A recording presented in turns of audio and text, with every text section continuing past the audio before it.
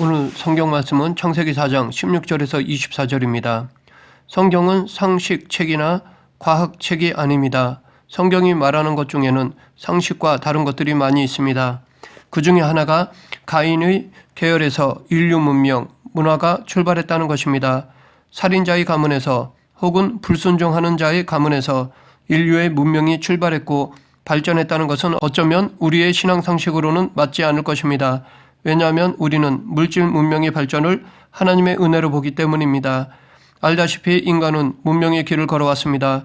열매를 채취하고 고기를 잡아먹는 원시적인 문명에서 한 곳에 정착해 농사를 짓는 농경 문화로 발전했고 공장에서 물건을 대량으로 만들어내는 산업 문명을 거쳐서 오늘의 디지털 문명까지 인간은 쉬지 않고 문명의 발전을 거듭해 왔습니다.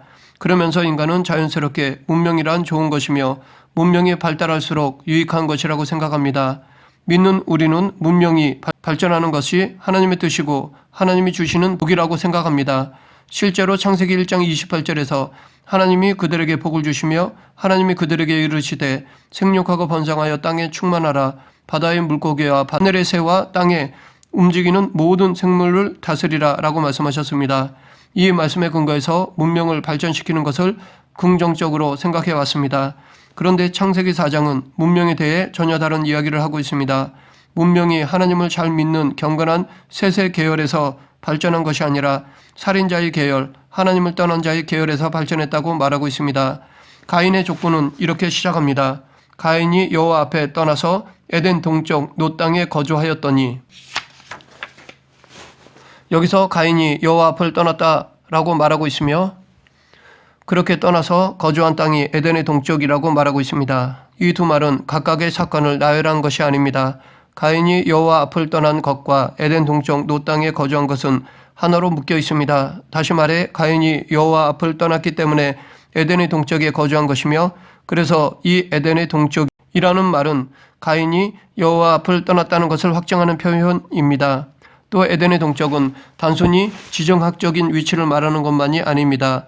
에덴의 동쪽은 하나의 상징을 담고 있는 이유이기도 합니다. 동쪽은 해가 솟아오르는 곳입니다. 동쪽에서 솟아오른 태양은 서쪽으로 집니다. 태양은 언제나 서쪽으로 달려갑니다. 그러니까 서쪽은 동쪽이 꿈꾸는 곳, 언제나 도달하고 싶은 이상향이라고 할 수 있습니다. 가인의 거주지가 에덴의 동쪽이라는 것도 그런 의미로 보아야 합니다. 즉 가인이 갈망하고 꿈꾸는 곳은 서쪽에 있는 에덴이라는 것입니다.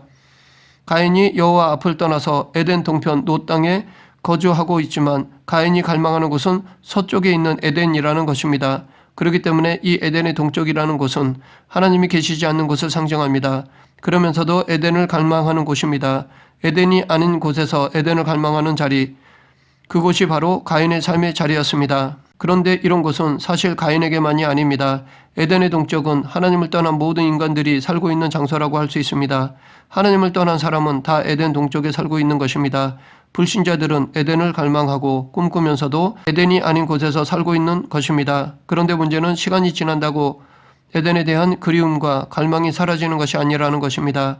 사람은 본래 하나님의 형상에 따라 지음받았기 때문에 사람 속에는 하나님에 대한 그리움과 갈망이 뿌리 깊이 박혀 있습니다. 아무리 악한 사람이라도, 아무리 하나님을 거역하고 부정하는 사람이라도 마치 어린아이가 본능적으로 엄마의 품을 그리워하고 갈망하듯이 인간은 영적으로 절대자의 사랑을 그리워하고 갈망하게 되어 있습니다.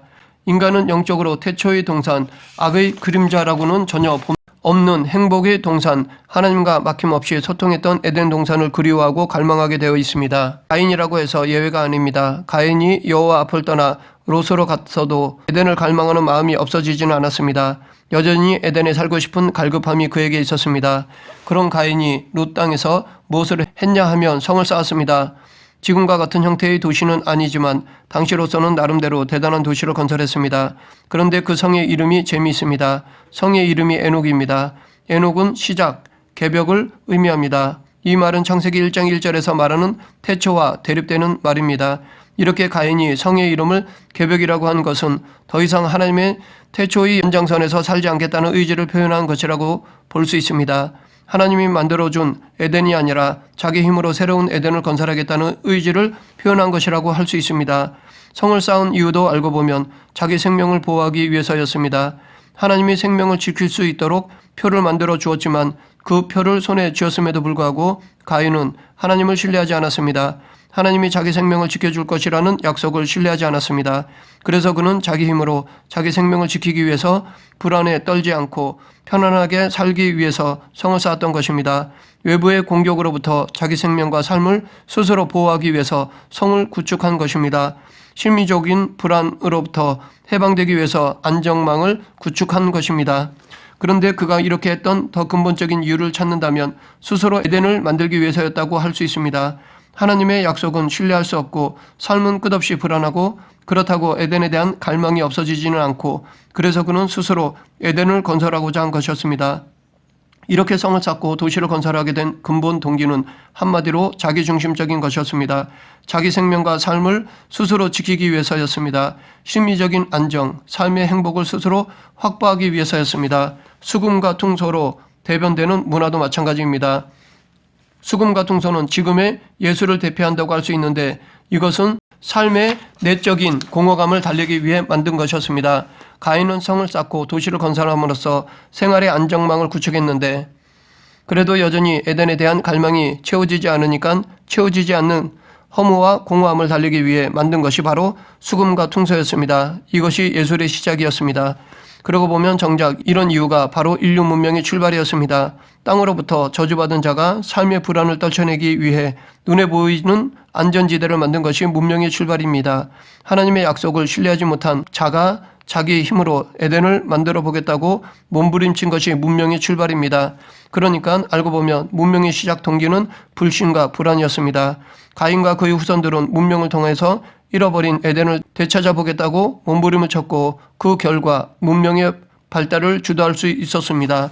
그 중에 특히 라멕이라는 사람은 이러한 잘못된 출발로 시작된 문명의 실체를 보여주는 한 예라 할 수 있습니다. 라멕은 하나님이 정한 일부일처제를 내버리고 중혼을 했습니다. 역사상 처음으로 두 여자를 아내로 거느렸습니다. 또 자기에게 상처를 입힌 사람을 무자비하게 죽였습니다.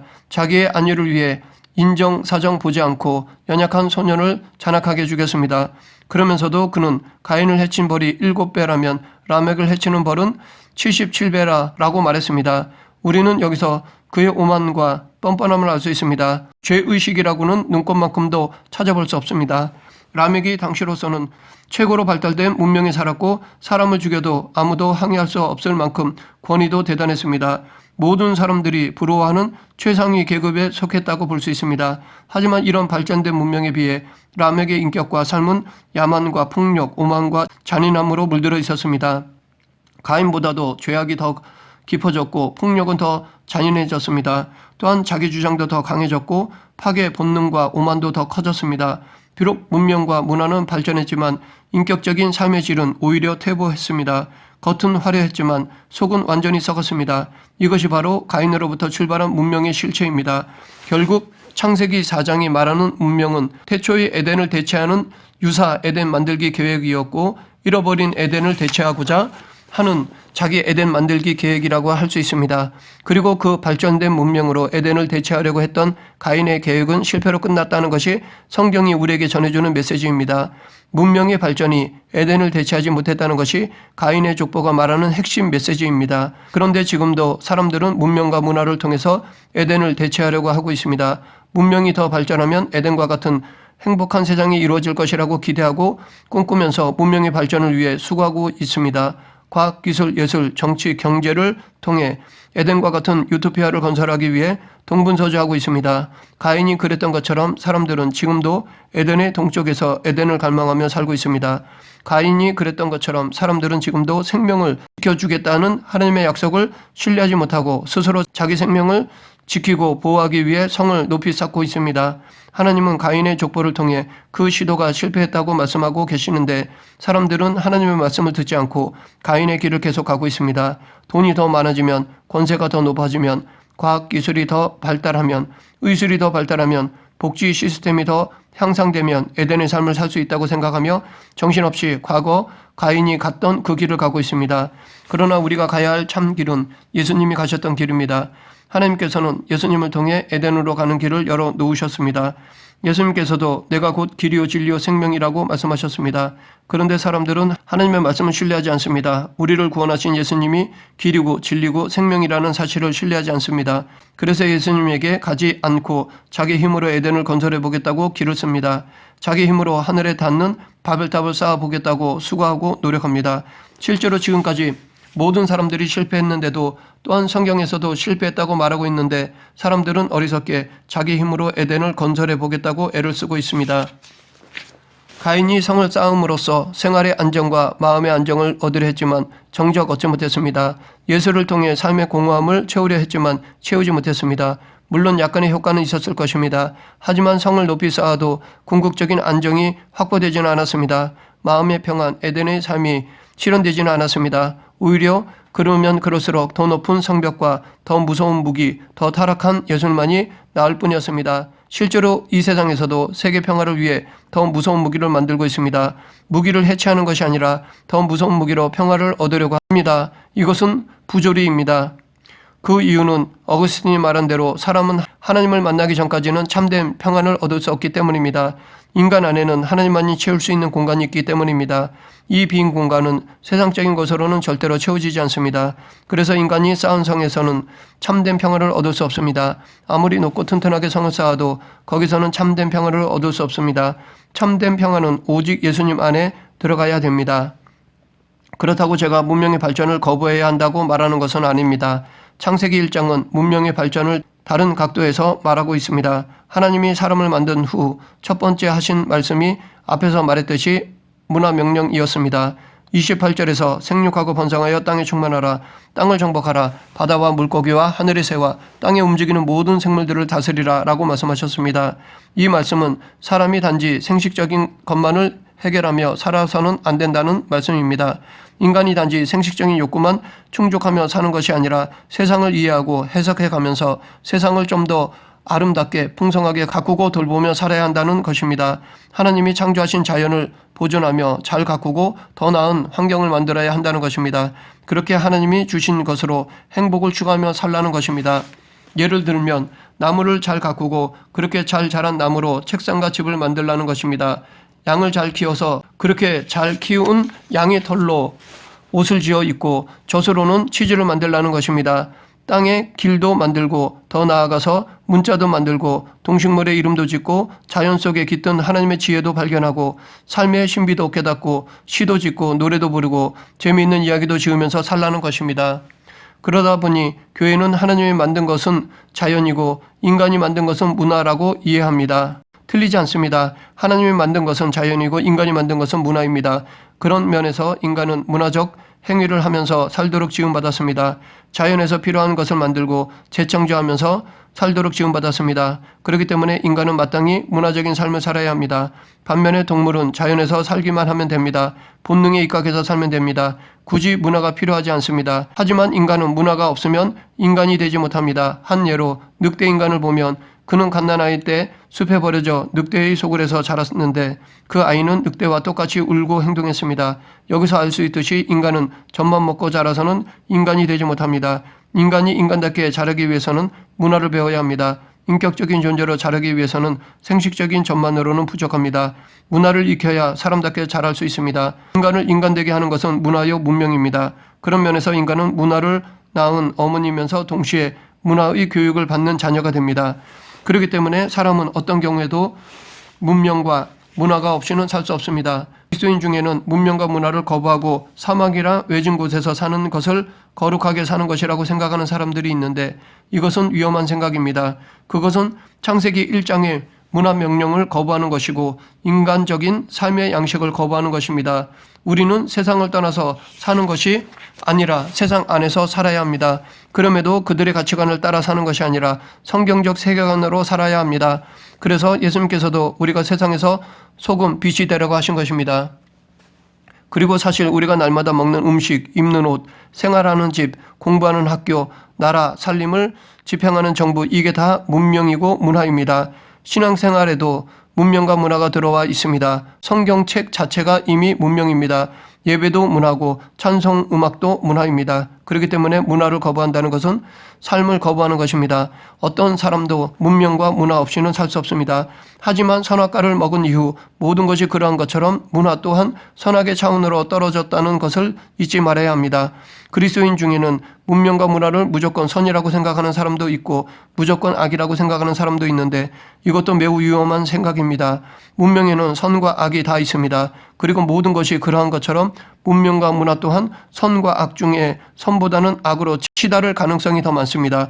그러므로 우리는 문명에 너무 큰 희망을 걸지 말아야 합니다. 문명과 문화를 거부할 수도 없고 거부해서도 안 되지만 이 문명이 에덴을 가져다 줄 것이라고 착각해서도 안 됩니다. 문명은 사람을 구원하지 못합니다. 문명이 세상을 구원하지 못합니다. 1000년 후 지금과는 비교도 되지 않을 만큼의 위대한 문명이 지상에 이루어진다 해도 그 문명이 세상을 구원하지 못합니다. 세상을 구원하기는커녕 오히려 세상을 망가뜨릴 뿐입니다. 성경은 이미 가인의 가문을 통해서 문명의 발전과 함께 악도 진보한다는 사실을 보여주었습니다. 우리의 구원은 오직 예수 그리스도로 말미암습니다. 우리는 이 예수님의 터전 위에서 문명 문화를 발전시켜야 합니다. 그래야 하나님이 만드신 자연을 잘 보존할 수 있고 선하게 발전시킬 수 있습니다. 말씀을 정리하겠습니다. 문명과 문화는 세상을 구원하지는 못합니다. 인간이 비록 문화적 존재이고 문화를 배워야 온전한 인간으로 자라는 문화의 자녀이지만 문명과 문화가 세상을 구원하지는 못합니다. 세상을 구원하실 분은 오직 예수 그리스도이십니다. 이 예수 그리스도 안에서 우리가 갈망하는 에덴이 있습니다. 그러므로 진정 에덴을 원한다면 예수 그리스도 안에 거해야 합니다. 주님의 말씀을 들어야 합니다. 주님을 내 삶의 길로 삼아야 합니다. 예수 그리스도 안에 온 세상이 갈망하는 에덴이 있습니다. 우리 모두 예수님을 내 삶의 길이요 진리요 생명으로 삼고 내게 주어진 문화 속에서 소금의 역할을 하며 살아가는 성도가 되길 간절히 축원합니다. 기도하겠습니다. 사랑과 은혜가 풍성하신 하나님 아버지, 이 시대에 휩쓸려가는 것이 아니라 분별하여 하나님 뜻을 깨닫고 순종하며 살아가는 성도가 되게 하여 주시옵소서. 눈에 보이는 현상에 머무는 것이 아니라 보이지 않지만 하나님의 역사의 본질을 바라보는 성도가 되게 하여 주시옵소서. 예수님 이름으로 기도드립니다. 아멘.